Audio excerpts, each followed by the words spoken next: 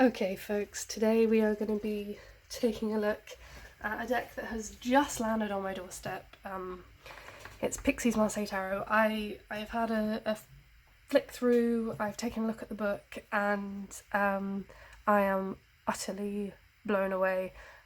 This is a deck by Alejandro Rozan, and yeah, the book is also co-authored by Chris Onario. I'm not sure what the distribution of label was in writing the book, but it is a complete masterpiece, and the book is totally essential. I do have this in the shop. I have a small number of copies. I'm hoping I will be able to get a restock if they sell out, because yeah, really, this is I'm blown away. I'm like lost for words actually in describing it. So what I think I'm going to do is show you very briefly the sort of like structure of the box and the book and things, and then I'm going to do a flip through side by side with the centennial edition of the RWS and a copy of Marseille deck that I love and I never get to show. So yeah, that's the way we're going to do it. So let's start with the box. I'll take the book out of the way. It's a very lovely, I mean, the production quality is crazy. It's got this beautiful, I don't know if you'll be able to see, but it's got this beautiful silver sort of embossed writing. You know, there's imagery everywhere. It's all got a kind of old style. Everything looks a little bit stained. Here's the inside of the box. I'm trying to make sure I'm in frame. And yeah, magnetic closure. So very, very nice, very lovely. Very briefly, silver gilded, fairly chunky deck, the cardstock, and here's the beautiful backs. Again, I need to make sure that I am in shot. And then here, it's a slightly glossy, not glossy, but just a little bit. It's not matte, let's put it that way. And it's like, yeah, very, very sturdy. I haven't tried to riffle it yet. I will do that at the end. But yeah, this is the deck, and I will show you, as I said, a full walkthrough in a moment. But I also just wanted to take a second to look at the book, because this is a really special offering. In the beginning, Alejandro goes through his story, like kind of coming into like how he entered tarot. Then there's a really lovely section here which I've just read, basically talking about the difference between the visual languages of Tarot de Marseille and the fully illustrated Smith Waite. Something about the Rider Marseille tarot deck, which was another deck of Alejandro's, that also kind of combined the TDM and RWS systems. I guess that's something I haven't said, which is that this is basically the concept of the deck is a redrawing of the Marseille in Pixie's style. So it's a lovely kind of hybrid deck. Then we have yeah, more information about the creation of the deck, and then here, these write-ups of the cards are spectacular. I've read a couple of them, and basically Alejandro goes through in so much detail the imagery, the meanings of the different colours, the different symbols, the drawing both from like what he's taken from the Tarot de Marseille system and what he's taken from the Smith Waite, and it's just so detailed, so rich, and I think it really offers like I think this would be great for beginners. It's a kind of intellectual way to go in, I guess. It's less like intuitive. You're really learning about the roles of colour and symmetry and geometry and symbols, and there's a lot of history of the deck in here, but for me, it's a really beautiful way of reading tarot. For me, it's like one in my arsenal of reading. You know, there's a sort of intuitive. I draw a card. I notice what I feel in my body. I notice my emotional reaction to the cards. But then there's also, you know, kind of all the way at the other end of the spectrum, the kind of reading style of, and I am blanking on his name, very famous TDM reader. If I remember to, I'll pop it on the screen. But anyway, these kind of very visual ways of reading, where you look at what directions are the characters looking, how are they interacting with one another. You know, does the number of coins increase as I move across the cards in my reading? Do they look more spaced out, more close together? What does that mean? So it's a much more almost literal way of reading. And then in the middle of all of that, there's these kind of symbolic way of reading the cards, I would say, where you're looking at the esoteric or symbolic meanings of different colours, different symbols. So that's a really brief show of the book. I think there's not much I can do. I mean, maybe I'll pull a card at the end and read a little bit from it.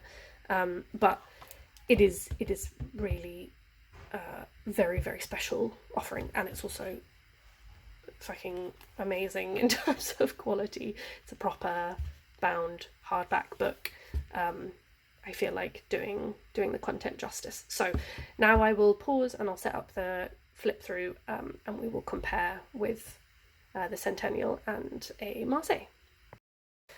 All right, we're back for the comparative flip through. I'm just going to go through and I might notice some things that I notice as I go along. This deck on the right is the Tarot de Rivesart by Ben Gross. I believe he's a French creator, and it's just my favourite TDM. I basically never use it. It's kind of one of the only things in my collection that's a bit of a collector's item. Here are the backs, which are just some of my favourite backs of all time. And I love it, and I never use it, and I thought this would be a good opportunity to, it's a little bit unusual because it's got these coloured borders, but yeah, I thought I would compare it. I'm not a Tarot de Marseille expert. I know a little bit, but I'm not sure which specific TDM this one is based on. I'm sure it says on the card. Do we have a... it's based on the Jean-Pierre Payen of 1713. So for those of you interested, that's what this is based on. So let's just start flipping through. You can see immediately the sort of way that Alejandro's combined the imagery. So we have sort of the structure, the directionality of the TDM Fool, with a lot of these kind of nods to for example, the clothing, the coloration. The little dog is now, instead of being this character, is the dog from the Smithwaite Tarot, and the little satchel has become kind of the same as the satchel from the RWS. So gorgeous, already loving it. I love Alejandro's style. He's such a talented artist. Really, really talented illustrator and incredibly knowledgeable. So I'm very, very excited about this. I didn't look through all of the cards. I just flicked through some of the majors and a few of the minors. So I'm on this exciting journey too. Again here, lovely, like taken the kind of quality of Pixie's colour, and it kind of feels like it's got the energy of the Smithwaite, but in the structure of the TDM, which I love. Got the table with its 3 legs, kind of missing the vagina opening at the back there, but yeah, beautiful. Ah, gorgeous. What a beautiful purpose. Yeah, here we have an extra card. We have 2 extra cards in the deck, I believe, Juno and Jupiter.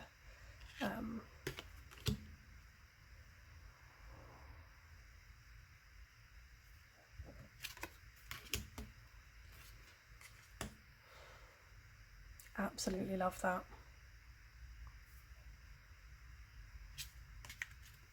Which I'm thinking,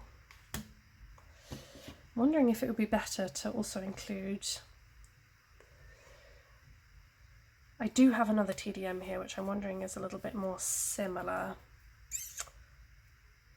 Do you know what? No, I'm just going to keep as is. Also, if you can hear people in the background, it's because it's absolutely insanely hot here and I've got the door open. Okay, Jupiter. It's the extra card.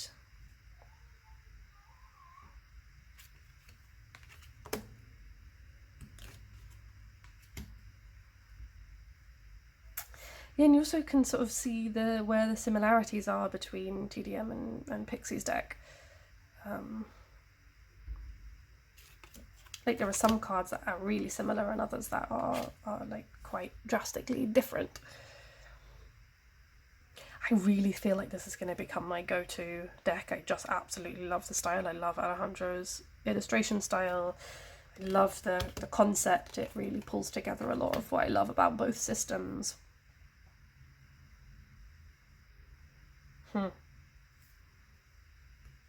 Gorgeous. And like you can see there's little subtle meaning shifts in the combination. And I think one of the things that Alejandro said in the beginning of the book is like he's not trying to improve on either system. It's not like, oh, this is going to be the best tarot, because ultimately the two systems offer something quite different. It's more about like having a dialogue between the two. And you're not going to have like every element of every system is just not of each system is just not possible. So there will be choices that are made. And I think you know, for me, this I think is my favourite of Alejandro's decks. It fits like what I want from that combination. You know, the Rider Marseille was a gorgeous and brilliant deck. My little monkey, there we go. But this for me is more what I'm looking for from that combination. Kind of does it in a slightly different way. Like the Rider Marseille was an RWS in a Tarot de Marseille drawing style, whereas this is almost a little bit the other way around.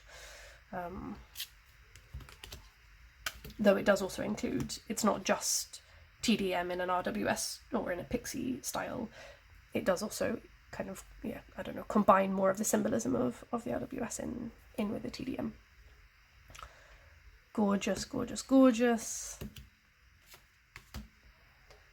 Go a little bit faster. I love that. That death is incredible. I do like the TDM death. I also love this deck is my favourite because it's bonkers. It's just weird as shit, and I'm so here for it. And I also like the colour. I'm a colour gal, so like look at this guy. Devil, excellent. We've got the tongue and the phallus, and yeah, it's great. And an extra devil. Yeah, love that. And for those of you who are not familiar with TDM, this is a kind of another traditional drawing of the devil. The House of God is La Maison Dieu, the kind of original title of the Tower card. And again, we have an alternative drawing here. This was a sort of one of the old school style drawings or alternatives, originals for the star card, which is called the Lightning, which I love. Shepherd with a sheep.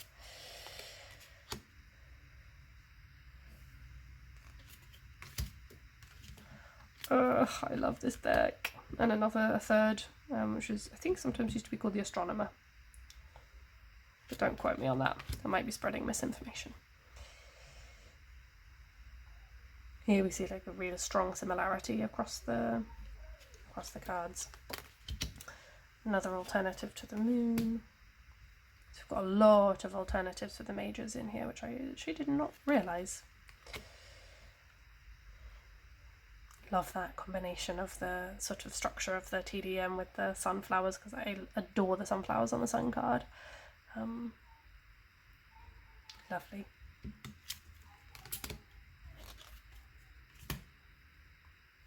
Blue guy in the Judgment, like that. Oh, this is going to be such a rich deck for reading. Huh.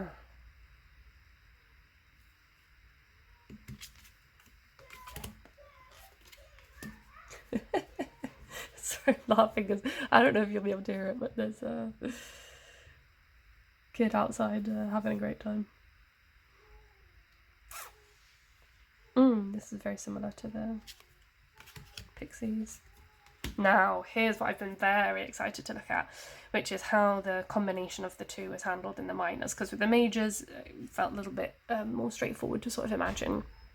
But you can see here immediately that we have the sort of TDM true structure of the wands, with also the plants, the kind of floral decorations that we see in the traditional TDM, but it's sort of placed in the scene of the of Pixie's artwork, and there are little details that are added, and I think this is quite common throughout, which is like, so we've had the TDM sort of positioned in the scene, and then we've got like the world here, so it allows you to read in the geometric suit-based way, the kind of open reading style of TDM, where you're looking at, okay, we've got two wands that have been crossed, you know, what does that tell me? There's a sort of meeting point. It reminds me a little bit of like where you create a spark with two sticks to create a fire, like the moment of ignition. And we can also read here, you know, into the scene in the background, the classic, you know, looking at the world, where am I going to go, planning, considering. I also like to think, well, actually my partner introduced me to this, of thinking about this world as sometimes looking at the inner world, going on a kind of internal adventure. So that's, I think, the sort of general approach that Alejandro has taken, from the few that I've looked at. Yeah, here, so we see again, we have the structure of the wands, this time kind of planted in the ground, in the same way that these ones are planted in the ground, and we have the hand of the character. I don't know if any full characters appear in the deck. Gorgeous. I love it so much. So I've never really been massively into the RWS, which is absolutely sacrilege thing, I'm sure to say, as a tarot reader and owner of a tarot shop and all that stuff. But this for me, it really does it. It like brings yeah, I can't explain why, but I'm really grabbed by this. I feel really, really intrigued. And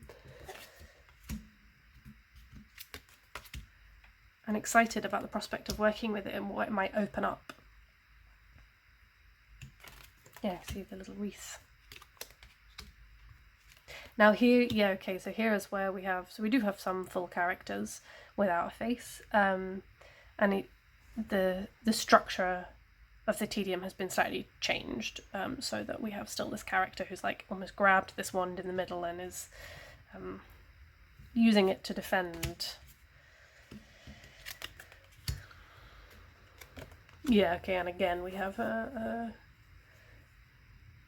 like the wands are still in the classic TDM structure, but they've been kind of reoriented to fit the narrative illustration of Pixie.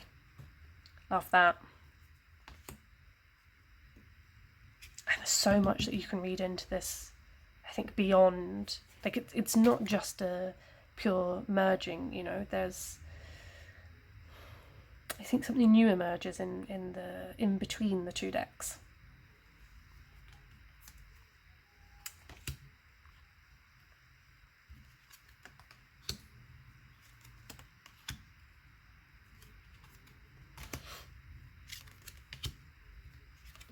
Okay, and the court cards. another one I was interested to see how it was handled. And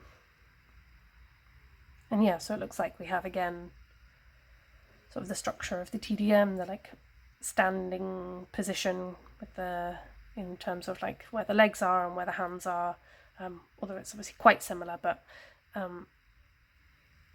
there's like more of the background and the kind of hints at the clothing coming from Pixie's artwork. But I would say, yeah, quite faithful to the TDM. I love these guys' faces. They always look so unimpressed and bored. Yeah, again, we have a similar orientation and positioning. And with little, like, the flames have been added here to the hat. And again, the desert background rather than this kind of rich, dark soil that we have in the TDM. So again, shifts the meaning slightly, but impossible to avoid that. And I think, you know, it's just that every deck of cards that you read with is going to be different. There is no one Tarot de Marseille or one illustrated deck that holds the kind of original most faithful meanings of the cards. I think that's a little bit of a false rabbit hole to try and go down. All of every deck of cards has its own meanings, and there are traditions and kind of collective understandings of certain symbols or ways of drawing cards that we can draw on. But yeah, I think it's nice to hold that there's like so much variation, and I don't think there was a kind of one tarot deck that was created in the beginning, and that any other deck that's drawn after that is an alteration on that. I think it's comes from pluralistic origins, and you know, so this for me is such a beautiful evolution of the cards. I adore that. We have, you know, these lilies from the RWS and the little bells, and we even have a hint at the body of Christ, but then clearly with the cup from the TDM. Lovely. I love the turning of the snakes into the cheeky fish from the Marseille. Adore that. So rich and beautiful.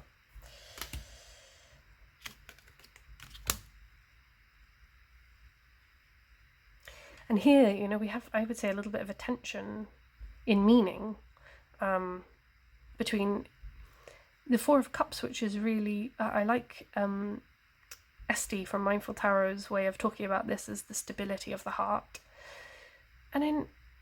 And you know, we have something very balanced here, whereas in the Four of Cups, there's 3 cups here and 1 cup coming out from the, you know, being sort of handed something from the universe, which feels more unbalanced. And so Alejandro has kind of synthesized those 2 images, and you get something that it both does have a feel of stability in the fourness, but also there's something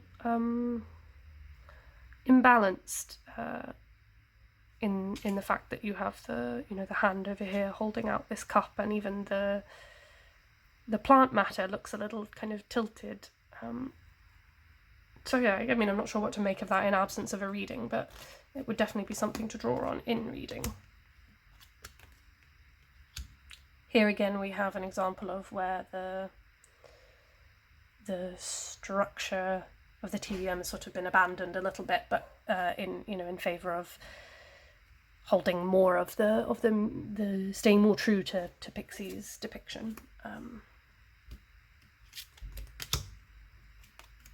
Beautiful, absolutely beautiful card. Oh, that's interesting. So we've got again sort of similar structure, and we've got the plant matter still. But yeah, with all of the little goodies inside the cups, and it's Yeah, it kind of almost feels closer to this card, but it does hold still the Marseille structure. Also, I just noticed that the cups are closer to Pixie's cups. So we don't have this kind of red lip with the stripes and the thin neck. Feels more like a kind of medieval goblet in a way. Beautiful.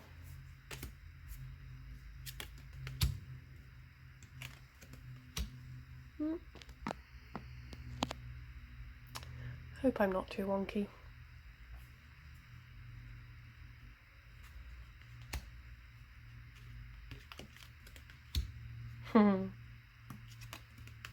Sweet.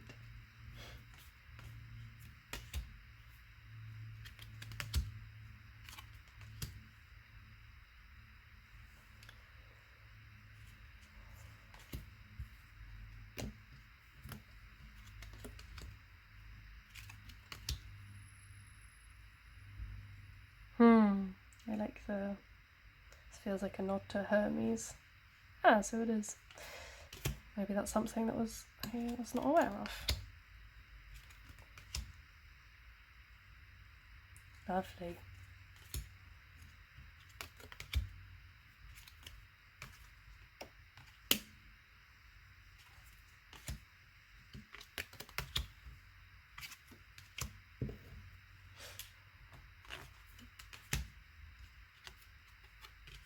Oh, I love that.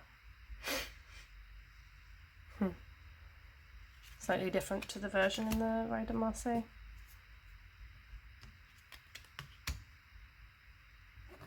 Beautiful Three of Cups. Oh, I love the plants climbing around the heart. Gorgeous. Oh.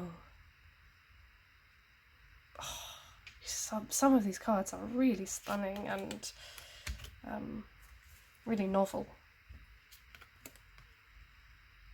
Have I skipped over a card? Have I put things? Yes, I've put things in the wrong order. There we go.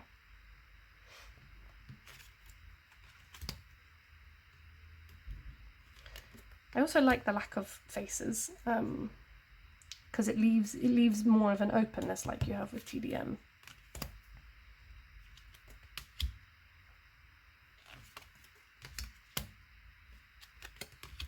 I really hope I'm not knocking this wire a lot.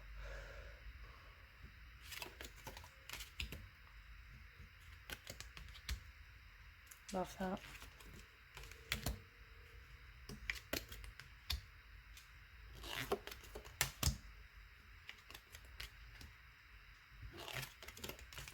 Just trying to get through the cards a little quicker.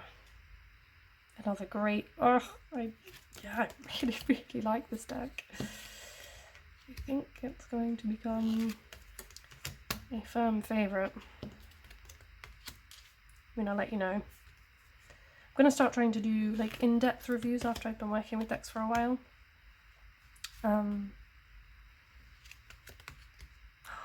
Beautiful.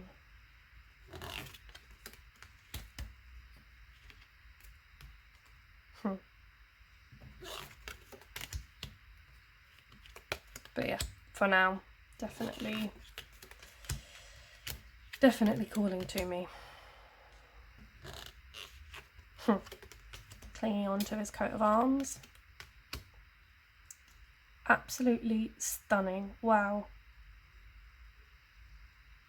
It's really turned a lot of cards in Pixie's deck that I was not a massive fan of into cards that I think I'm going to really love working with. 7.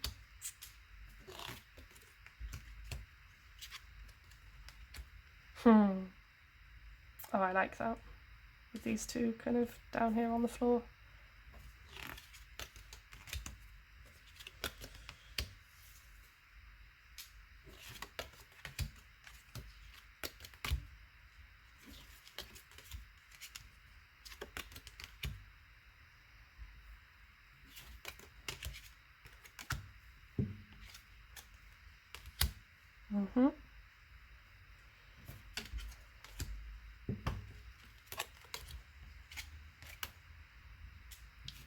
And finally, oh, she's beautiful. Finally, I love the Queen of Pentacles. Okay, so there we have it, folks. That was the flip through. Massive fan. It's also so hot that I feel like even the act of flipping through decks is like quite a strain.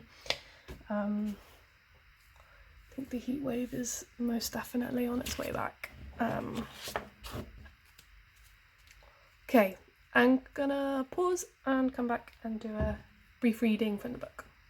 Okay, I've given it a little bit of a shuffle. I'll show you my a couple of ways of shuffling that work. The cardstock is fairly thick, so it's a little bit more tough than a sort of, something with a thinner linen-y cardstock, but the corner shuffle works very nicely. You can see I get a good mix. I'll show you a riffle, but not I can show them very well on overhead, but it's a little bit stiff, but actually not. I think with a little bit of working, you can see. I'm not sure I could do a bridge. Well, I probably could, but I'm not going to force it.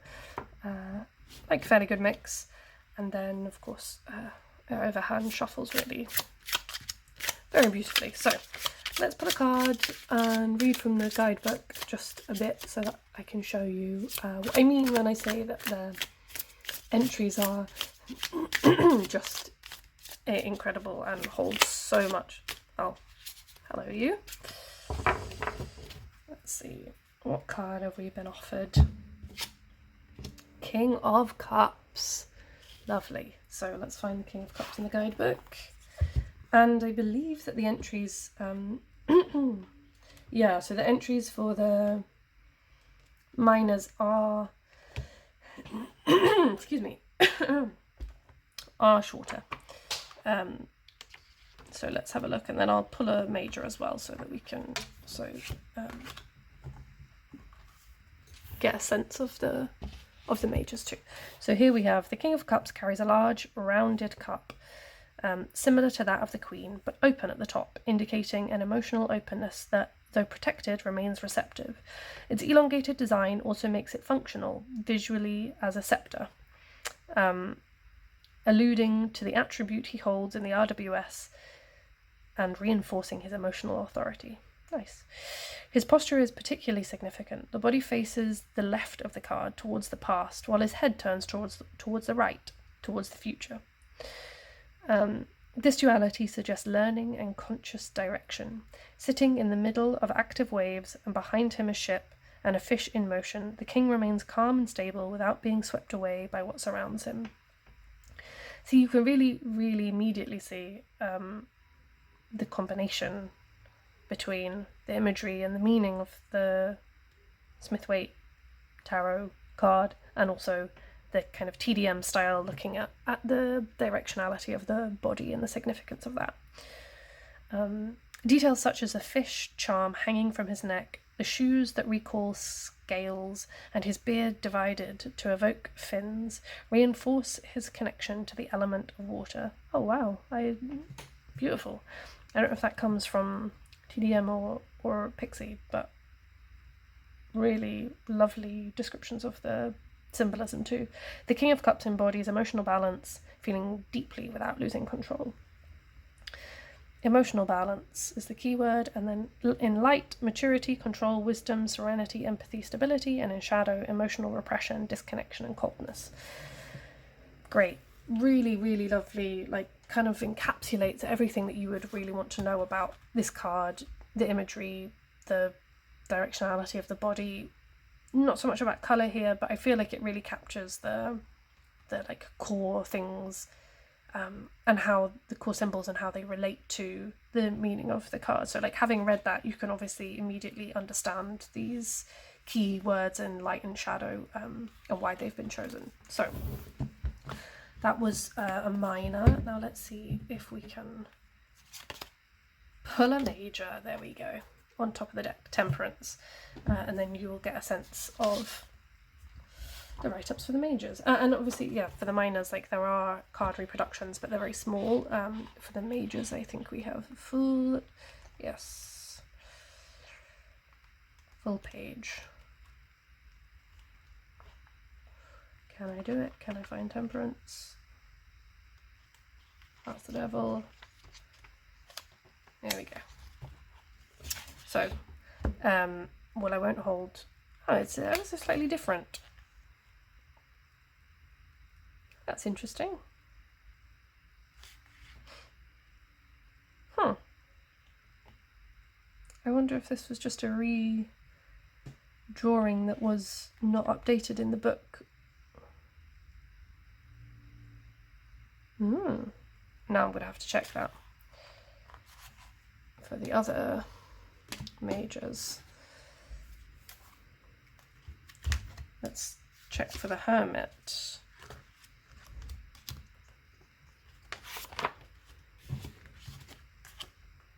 Yeah, so that's the same card. And then I've got Strength as well here, so let's check. Wrong direction. Yeah, so actually they are all the same. It's just that Temperance appears to be a slightly redrawn in the final deck. So I will leave this here for you to see. So here it says, if Arcanum 13 brought transformation, Temperance brings integration. Here the energy is not destroyed but tempered. The Hebrew letter associated with this arcana is Samech. It is hidden behind the figure's knee, in the area where the leg bends, concealing itself among the lines of the drawing. The figure of Temperance, that's interesting. Is that here? Or, well, I don't know what that... Yes, it is. So, and it's not in this version from the looks of things. Interesting. The figure of Temperance presents a key difference between TDM and RWS. In RWS, the figure stands in a stable position, pouring water from one cup to another. Although the action suggests movement, the body remains relatively still. In the TDM, by contrast, movement runs through the entire body. The legs, the shoulders, the overall posture all follow the flow of the liquid. It is not merely a gesture, it is a displacement, as though the angel is dancing. That quality was fundamental to the creation of this card. Here the body participates in the movement. The figure does not pour the water from stillness, but from a dynamic equilibrium. One of the most significant elements in the symbol that appears on the figure's forehead, a circle with a point at its centre. This sign admits several readings.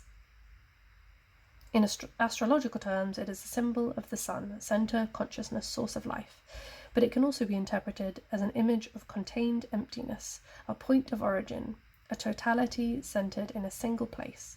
It is a symbol of unity, of balance between the interior and exterior. So I'm now wondering, because when I was flipping through, I felt like, did I go through past 2 Temperance cards? This might take me a second to figure out, guys, because I do get the sense that Alejandro is talking about this image, which seems to me to be more in flow, and also has the symbol with the dot on the forehead. It's quite a different image, so I will pause and come back if I can figure out if there's another Temperance card in this deck. Yes, okay, so we have two, and I don't know if there's entries for both in the book. No. So we've got 2 Temperance cards to choose from. I guess you all will have spotted that when I was flipping through. And the write-up is about this card. Okay, I'll finish reading it for anybody who is interested, but feel free to skip ahead if you're not. The clothing introduces a conscious dialogue between both traditions. On one hand, it retains the intense colours of the TDM, reds, blues, greens, sharp contrasts. On the other hand, it incorporates elements from the RWS. The sleeves and the lower part of the blouse turn white. That white is not merely a colour, it's a space, it is air, it introduces a sense of purity and lightness that balances the chromatic density of the rest of the figure. On the figure's chest, concealed within the folds of a garment, appears the tetragrammaton, YHVH, as it does in the RWS. It is not present as an explicit symbol, but merged into the fabric itself. The position of the feet is also retained, one on the earth and one in the water. This gesture, absent in the TDM, introduces an important duality, matter and emotion, stability and flow. The surroundings are also inspired by the RWS. The path leading towards the mountains appears in the background, with irises on the other side of the image. Amphoras replace the cups, reinforcing the connection to the TDM. The liquid flowing between them is not simple exchange, it is a continuous process. The way the water descends and transfers is accompanied by the movement of the angel's body. Everything flows together. The clothing also introduces a marked Art Nouveau influence, inspired by other works of Pixie. The fabrics seem to soften, almost melting as they reach the ground. The lines become more organic, more fluid. At the lower hem of the dress, a particular detail appears, a yellow border that may recall the shape of a serpent. It is not a decorative element, it is a current that runs along the base of the figure, a continuity that holds everything else in place. Temperance, in this deck, is not static balance, it is constant flow. And then again we have keyword balance, and then the meanings in light, harmony, balance, moderation, integration, fluidity and healing, and in shadow, imbalance, excess, emotional disorder and disintegration. So, interesting one to have picked. Made me realise that there are 2 temperance cards in the deck, so that's cool. Overall, you can see just like how knowledgeable Alejandro is about both TDM and Pixie's Marseille, and also about visual language. I think like this is truly an artist's deck. Like he really understands, and there's a whole section at the beginning of the book about line work and the significance of the weight of the lines and colour, and it's truly a deck that has been created by somebody who really understands art and understands tarot and has merged the languages of the two. So I am totally blown away. I am really excited to both be working with this personally and also to be able to share it with you all. So once this goes up, this should be available in the shop, tarotgrove.co.uk, for anybody who is interested. Otherwise, if you've already got a copy, if you jumped on Alejandro's Kickstarter, or if you're planning on buying it from somewhere more local to you, I just hope you enjoyed the flip through, and yeah, I look forward to seeing you all in the next video. Thanks very much. Bye.